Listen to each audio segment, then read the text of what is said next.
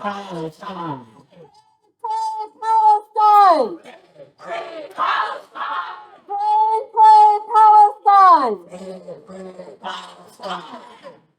It's important we start with that chant because the ideological war we're engaged in is one where the rulers are saying that the history of Gaza started on the 7th of October.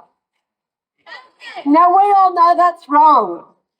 And we've been fighting that wiping out of history throughout the current genocide. It's not the beginning of the genocide against the Palestinian people, but it is the latest episode of genocide.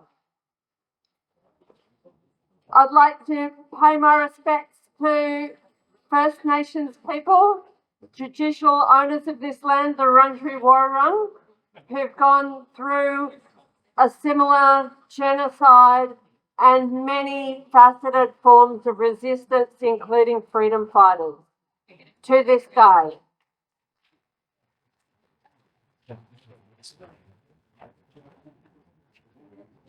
And, you know, just one example of this war we go on is that last year in Merri-bek Council, as well as passing a BDS motion and the first local council motion in Victoria in support of Palestine and against the genocide, part of my motion was to fly the Palestinian flag from a council building until there was a permanent ceasefire.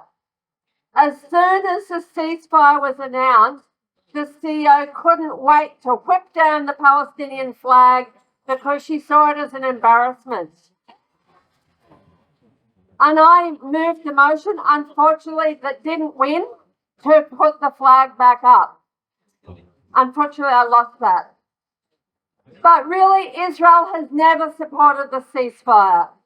They were cornered into some level of ceasefire, but it has never been permanent, even though the Palestinian leadership wanted it to be permanent.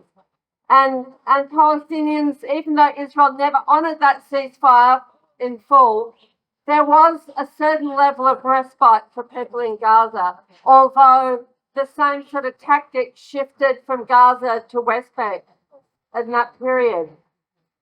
But really, Israel, as we know, has never wanted a ceasefire and is really just using the captives and Israeli captives as an excuse to try and intensify its genocide against Gazan people.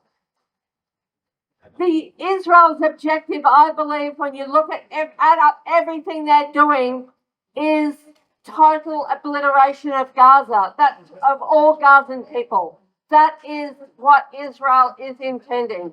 They don't see, as far as I can tell, maybe some people are smarter than me and can see some other ray of light in Israel, but as far as I can see, the entire military political elite in Israel is like the Nazis looking for extermination.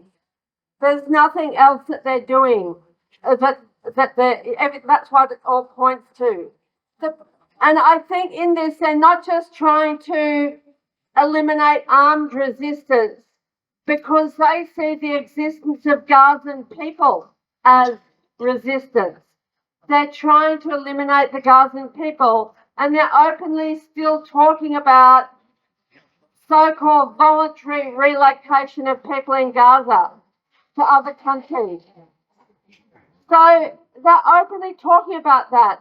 And they're still, after all of the many relocations, forced transfers that have happened throughout the genocide, they're still forcing people in the dead of night to leave, to evacuate to so-called safe zones. And they're still bombing so-called safe zones that people flee to. So that, to me, looks like what happened in Nazi Germany.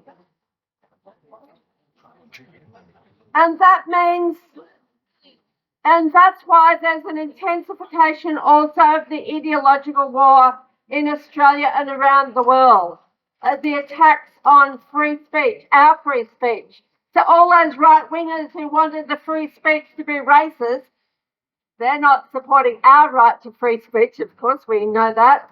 And so all of the attacks on, whether it's on Hashtire, the land forces protesters, the university students, we have to support, or others who've been attacked for supporting Palestine, we have to support every one of these people who are targeted, because this is all part of the war to fight for the accurate understanding of what's happening to the Palestinian people. So we have to be consistent in supporting all of these people.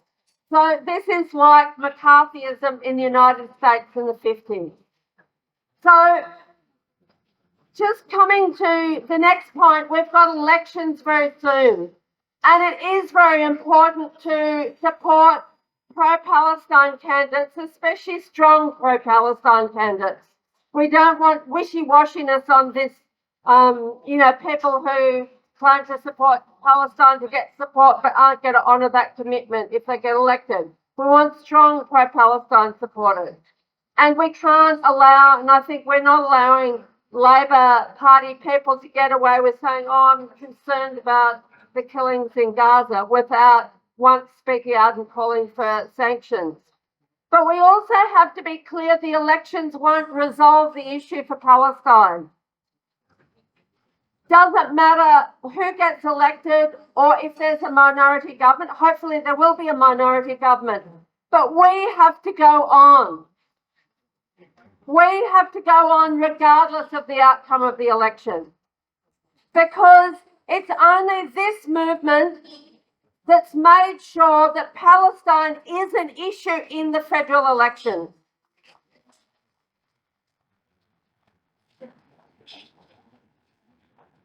People would not still be talking about Palestine if it wasn't for the huge support for the Palestine movement. Both the people coming out at protests all the time, people who just come intermittently to protest, or people who do all sorts of things in support of Palestine.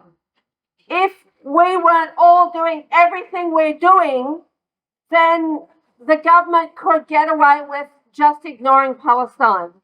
So that's why they're coming up with all these so-called anti-Semitism bills and so forth to nobble our free speech. It's because we have been effective.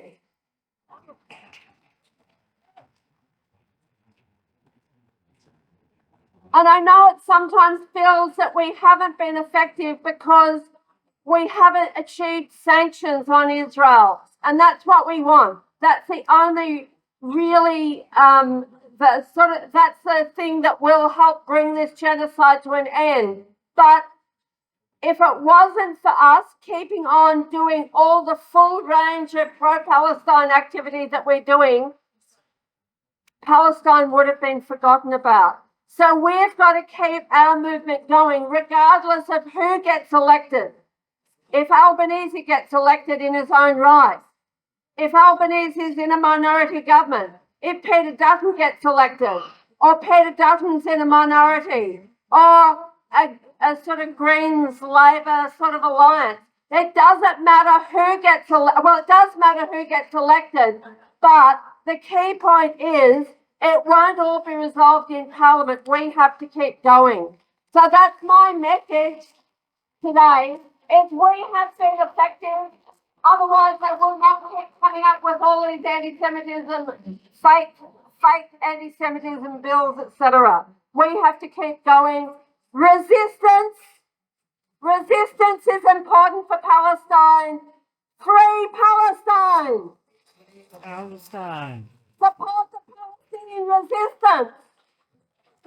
Free Palestine. Authorised by Dave Holmes, Level 5, 407 Swanson Street, Melbourne 3000.